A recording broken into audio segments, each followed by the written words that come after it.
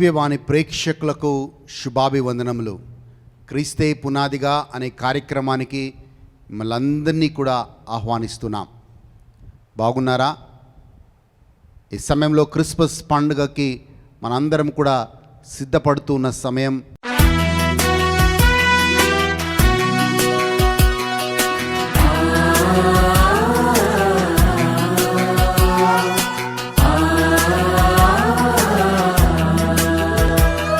ఈరోజు మనం క్రిస్మస్ సందేశాన్ని విందాం. క్రీస్తు ఎందుకు ఈ భూలోకానికి వచ్చాడు, ఎందుకు జన్మించాడు అన్న సందేశాన్ని మనం విందాం. ముందు మనము దేవుణ్ణి అందరం కూడా కలిసి ఈ పాట ద్వారా మనము దేవాతి దేవుణ్ణి ఆరాధిద్దాం.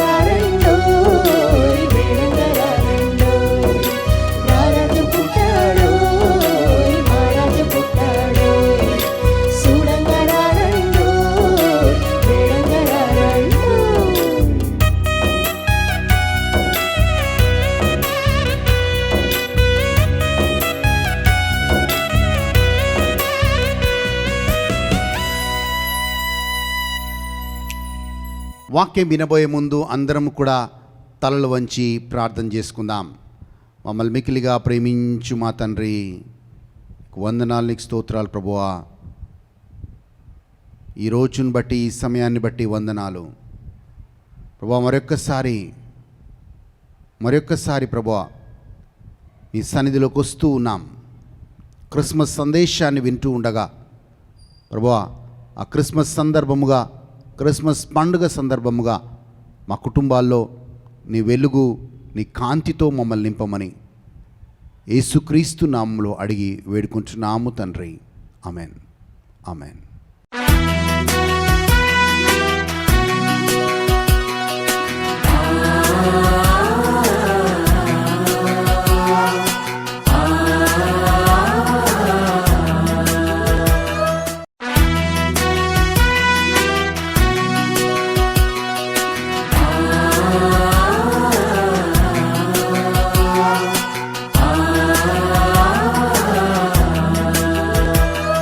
లూకా సువార్త 19వ అధ్యాయం 10వ వచనాన్ని మనం బైబిల్లో నుంచి చూస్తే, నశించిన దాన్ని వెదకి రక్షించుటకు క్రీస్తు ఈ భూలోకంలో జన్మించెను అనే మాటను చదువుతాం. Jesus came to seek what ever was last అనే మాట అక్కడ రాయబడి ఉంది. నశించిన దాన్ని వెదకి రక్షించుటకు క్రీస్తు ఈ భూలోకంలో పుట్టెను అనే మాట బైబిల్లో రాయబడింది. లూకా సువార్త 19వ అధ్యాయం 10వ వచనం. మనం యేసు ప్రభు యొక్క జననం గురించి, పుట్టుక గురించి మనం ఆలోచిస్తే, ఎందుకు యేసు ప్రభు పుట్టాడు ఈ భూలోకంలో? తన పరలోక మహిమను విడిచిపెట్టి ఈ భూలోకంలో యేసయ్య ఎందుకు పుట్టాడు అని మనం ఒక్కసారి ధ్యానిస్తే, యేసయ్య యూదుల యొక్క మతముని స్థాపించడానికి రాలేదు. లేకపోతే ఏ మతాన్ని కూడా ఈ భూలోకంలో స్థాపించడానికి యేసు ప్రభు పుట్టలేదు. యేసు ప్రభు ఆ రోజు రోమా సామ్రాజ్యం పరిపాలిస్తున్న సమయంలో ఆ రోమా సామ్రాజ్యానికి రాజుగా కావడం కోసము యేసు ప్రభు పుట్టలేదు. అలాగే యేసు ప్రభు తనను తాను మహిమపరచుకోవడానికి ఈ భూలోకంలో యేసు ప్రభు పుట్టలేదు. ఇంకా చెప్పాలి అంటే, పరలోక మహిమను వదిలిపెట్టి భూలోకంలో మనుష్య కుమారులాగా యేసయ్య జన్మించాడు. ఎందుకు యేసు ప్రభు జన్మించాడు అంటే, ఇందాక మనం చదివిన వాక్యం ద్వారా నశించిన దాన్ని వెదకి రక్షించుటకు క్రీస్తు ఈ భూలోకంలో పుట్టాడు. నశించినది అంటే మనము బైబిల్ గ్రంథంలో చూస్తున్నాం, లాస్ట్ అంటాం. మనిషి అన్ని రకాలుగా వరదిల్లుతూ ఉన్నాడు. అన్ని రంగాల్లో మనిషి విజయాలు సాధిస్తూ ఉన్నాడు. కానీ మనిషి తనను తాను కోల్పోయిన స్థితిలో మనిషి జీవిస్తూ ఉన్నాడు. అందుకే ఆ మాటని బైబిల్లో చదువుతాం, లోకమంతా సంపాదించి నీ ఆత్మని కోల్పోతే లాభం ఏమిటి అనే మాటని మన లూకా సువార్త 9వ అధ్యాయం 23వ వచనంలో వాక్యాన్ని చదువుతూ ఉన్నాం. ఎస్, మనిషి అన్నీ సంపాదిస్తున్నాడు, జ్ఞానము సంపాదిస్తున్నాడు, అలాగే అనేక విద్యాబుద్ధులను సంపాదిస్తున్నాడు, ఆస్తిపాస్తులను సంపాదిస్తున్నాడు. కానీ ఇవన్నీ సంపాదించిన తర్వాత ఆ వ్యక్తి తనను తాను కోల్పోతే లాభం ఏమిటి, తన ఆత్మను కోల్పోతే లాభం ఏమిటి అనే మాట బైబిల్ గ్రంథం ప్రశ్నిస్తూ ఉంది. ఈరోజు ఈ వాక్యాన్ని వింటున్న మనం అలాంటి నశించిపోయిన వారి కోసం యేసు ప్రభు వెదకి రక్షించుటకు ఈ భూలోకంలో పుట్టాడు అనే మాటను చదువుతున్నాం. మరి యేసు ప్రభు ఎలా, ఒక్కొక్కరిని బైబిల్ గ్రంథంలో కొంతమందిని చూద్దాం, ఎలా యేసు ప్రభు నశించిపోయారు, వాళ్ళు ఏ విషయంలో నశించిపోయారు, ఏ విషయంలో యేసు ప్రభుకి దూరం అయిపోయారు, వాళ్ళని ఎలా యేసు ప్రభు వెదకి రక్షించాడు అనే మాటని మనం బైబిల్లో నుంచి నేర్చుకోవడానికి ప్రయత్నం చేద్దాం. ఉదాహరణకి మనం జక్కయ్య జీవితాన్ని మనం చూద్దాం. జక్కయ్య ఒక మంచి ఉన్నత స్థితిలో ఉన్నాడు. మనం చెప్పాలంటే ఒక ఇన్కమ్ ట్యాక్స్ కమిషనర్గా ఉన్నాడు. పన్నులు వసూలు చేసే ఒక అధికారిగా జక్కయ్య సమాజంలో జీవిస్తూ ఉన్నాడు అప్పటి కాలంలో. ఈ జక్కయ్యకి చాలా డబ్బు ఉంది. ఈ జక్కయ్యకి ఇంకొక అలవాటు ఉంది. అలవాటు ఏంటంటే, డబ్బులు మామూలుగా కాదు, ఎలాగైనా సంపాదించాలి. ఒక అన్యాయం చేసైనా సంపాదించాలి, మోసం చేసైనా సంపాదించాలి, కానీ డబ్బులు సంపాదించాలి. ఈరోజు ఇదే మనస్తత్వంతో అనేక మంది జీవిస్తూ ఉన్నారు. ఎందుకంటే వాళ్ళకి డబ్బు దేవుడిగా వాళ్ళ జీవితంలో ఉన్నాడు. డబ్బు అన్నీ తీసుకొని వస్తుంది. డబ్బు నాకు ఒక స్టేటస్ని తీసుకొని వస్తుంది. డబ్బు నాకు అన్ని రకాల వనరులను తీసుకొని వస్తుంది. కనుక నా దృష్టి అంతా కూడా ఎలా డబ్బు సంపాదించాలి అన్న దృష్టి మాత్రమే మనకి అనేక మందిలో కనబడుతుంది. డబ్బు సంపాదించడం తప్పు అని బైబిల్ గ్రంథం చెప్పడం లేదు. కానీ జక్కయ్యలాగా డబ్బు సంపాదించడము తప్పు అని బైబిల్ గ్రంథం చెప్తుంది. జక్కయ్య అనేక మంది పన్నులు వసూలు చేసేవాడు. ఆ పన్నులు వసూలు చేసే టైంలో అనేక మంది దగ్గర ఆయన అన్యాయంగా లేకపోతే అక్రమముగా వాళ్ళ మీద పన్నులు వేసి డబ్బులని వాళ్ళ దగ్గర అక్రమముగా డబ్బులు సంపాదించడం జక్కయ్య ఒక వృత్తిగా మనం చూస్తూ ఉన్నాం. ఈరోజు డబ్బులు మనం కూడా మన అనుదిన జీవితంలో వేరే వాళ్ళని మోసం చేసి డబ్బులను సంపాదిస్తాం. కొన్ని సందర్భాల్లో అబద్ధాలు చెప్పి డబ్బులు సంపాదిస్తాం. కొన్ని సందర్భాల్లో లంచాలు తీసుకుంటూ డబ్బులు సంపాదిస్తాం. కొన్ని సందర్భాల్లో అబద్ధ సాక్ష్యాలు చెప్పి డబ్బులు సంపాదిస్తాం. కొన్ని సందర్భాల్లో మనం ఒక మంచి ఉన్నత స్థితిలో ఉంటే, ఉన్నత స్థాయిలో ఉంటే అక్కడ ఒక తప్పుడు బిల్స్ పెట్టి, దొంగ బిల్స్ పెట్టి మనము డబ్బులు సంపాదిస్తాం. అనేక రకాలుగా మనిషి దృష్టి దేని మీద ఉందంటే, ఎలాగైనా సరే నేను డబ్బులు సంపాదించాలి, అన్యాయం చేసినా సరే, మోసం చేసినా సరే, లంచం తీసుకున్నా సరే నేను డబ్బులు సంపాదించాలి అన్న విధంగా సమాజంలో మనం జీవిస్తూ ఉన్నాం. కానీ ప్రియమైన సహోదరి సహోదరులారా, ఈ క్రిస్మస్ సందర్భముగా మనం నేర్చుకోవాల్సిన సత్యం ఏంటంటే, నశించిన దాన్ని వెదకి రక్షించుటకు క్రీస్తు ఈ భూలోకంలో పుట్టాడు. ఈ క్రిస్మస్ నీకు అర్థవంతంగా ఉండాలి అంటే, జక్కయ్య ఎలాగైతే తన జీవితాన్ని, తన పాత జీవితాన్ని సరిచేసుకున్నాడో అలాగే మన జీవితాలను కూడా మనం సరిచేసుకునే వాళ్ళుగా ఉండాలి అని విషయాన్ని జ్ఞాపకం చేస్తున్నాను. యేసు ప్రభు ఆ స్థితిలో ఉన్న జక్కయ్యని వెతుక్కుంటూ వెళ్ళాడు.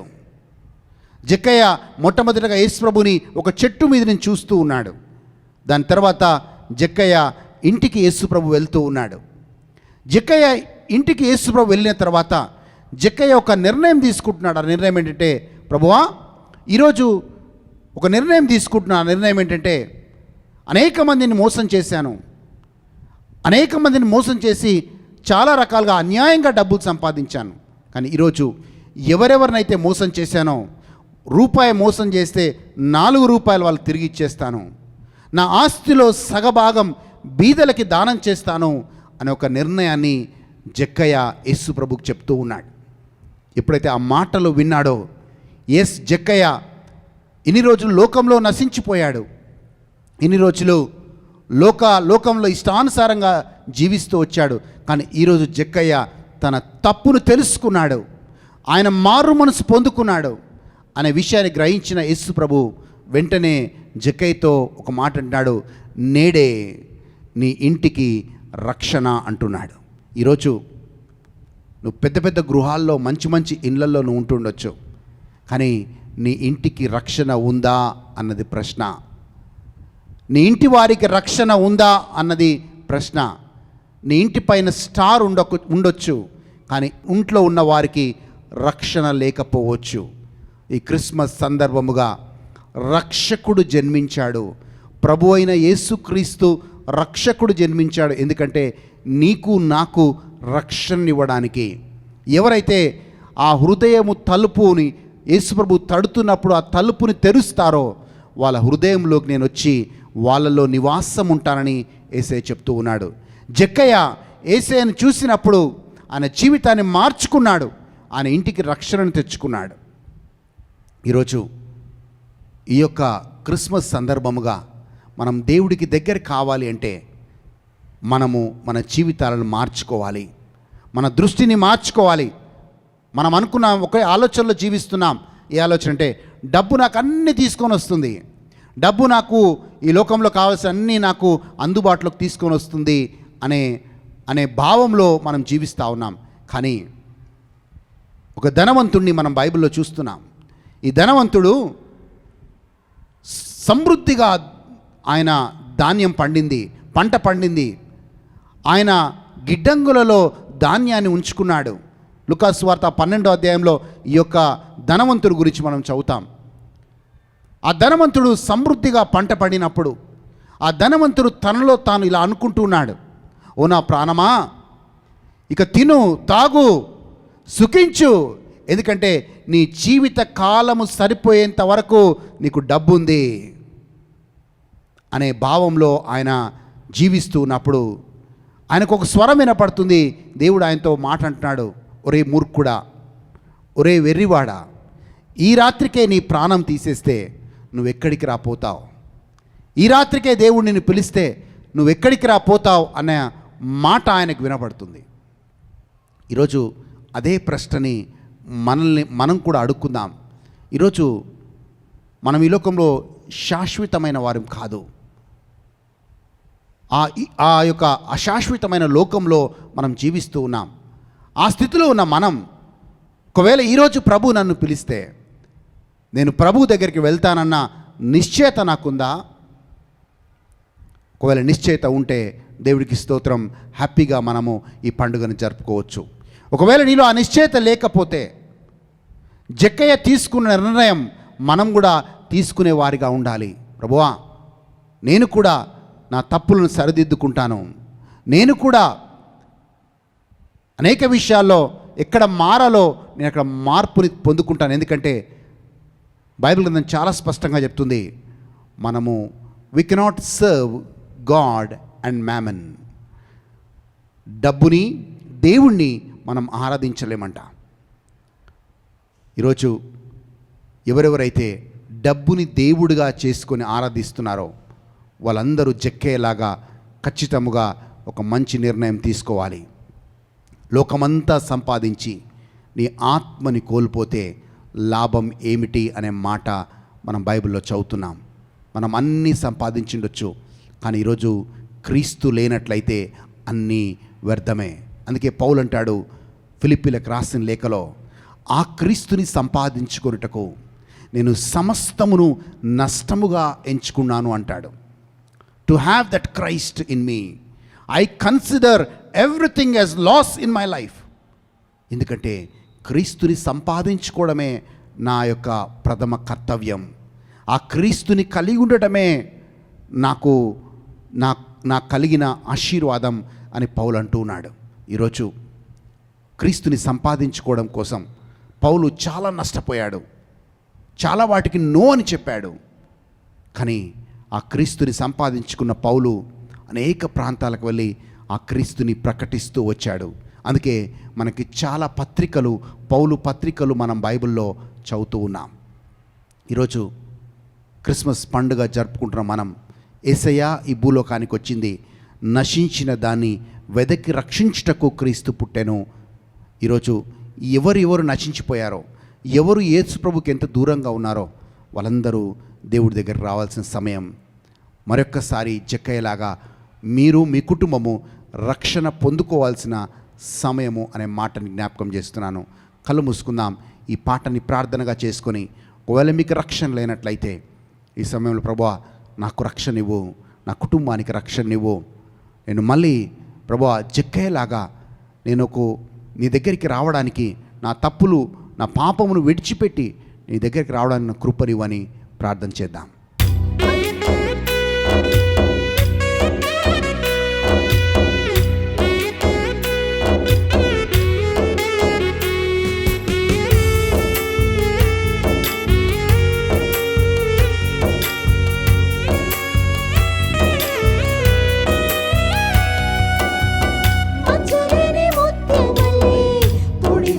సూర్యుడు మనసులో దీపమై దరి చూపు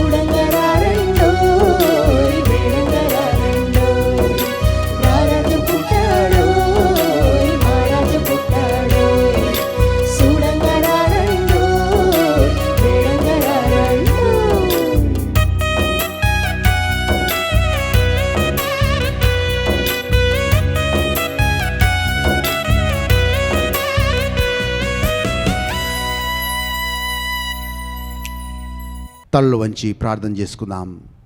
మమ్మల్ని మిక్కిలిగా ప్రేమించు మా తండ్రి, ప్రభువా, ఆ రోజు జక్కయ్యకి కలిగించిన కనువిప్పు నాకు కూడా కలుగచేయి ప్రభువా.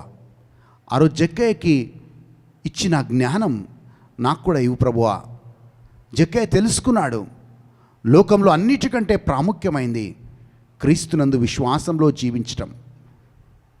లోకంలో అన్నిటికంటే ప్రాముఖ్యమైంది రక్షణ అనే విషయాన్ని జక్కయ్య తెలుసుకున్నాడు. ఈరోజు ఆ రక్షణ వరము మాకు కూడా ఇవ్వమని, మేము కూడా నీ బిడ్డలుగా, నీ వారసులుగా జీవించే కృపను ఇవ్వమని యేసు నామములో అడుగుచున్నాము తండ్రి. Amen, amen. మళ్ళీ వచ్చే వారం ఇదే సమయానికి క్రీస్తే పునాదిగా అనే కార్యక్రమం ద్వారా మళ్ళీ కలుద్దాం. అప్పటి వరకు దేవుడు మిమ్మల్ని, మీ కుటుంబాలని దీవించునుగాక.